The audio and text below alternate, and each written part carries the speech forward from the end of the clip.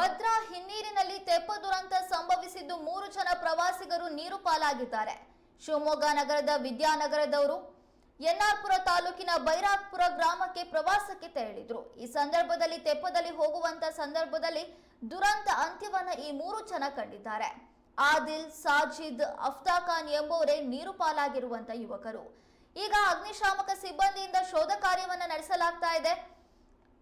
3 ಜನರು ಕೂಡ ಎನ್ಆರ್ಪುರ ತಾಲೂಕಿನ ಬೈರಾಗ್ಪುರ ಗ್ರಾಮಕ್ಕೆ ತೆರಳಿದ್ದು ಅಲ್ಲಿ ತೆಪ್ಪ ದುರಂತ ಸಂಭವಿಸಿ ನೀರು ಪಾಲಾಗಿದ್ದಾರೆ.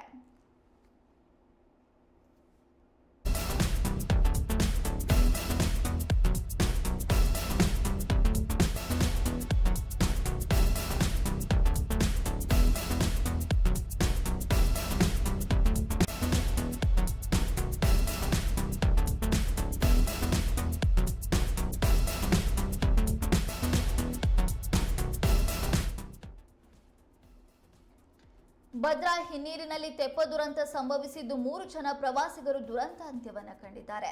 ಶಿವಮೊಗ್ಗ ನಗರದ ವಿದ್ಯಾನಗರದ ಆದಿಲ್, ಸಾಜಿದ್, ಅಫ್ತಾಖಾನ್ ಎಂಬುವರು ಎನ್ಆರ್ಪುರ ತಾಲೂಕಿನ ಬೈರಾಪುರ ಗ್ರಾಮಕ್ಕೆ ತೆರಳಿದ್ರು. ಅಲ್ಲಿ ತೆಪ್ಪದಲ್ಲಿ ಹೋಗುವಂತ ಸಂದರ್ಭದಲ್ಲಿ ನೀರಿನಲ್ಲಿ ಮುಳುಗಿ ತೆಪ್ಪ ಈ 3 ಕೂಡ ದುರಂತ ಅಂತ್ಯವನ್ನ ಕಂಡಿದ್ದಾರೆ.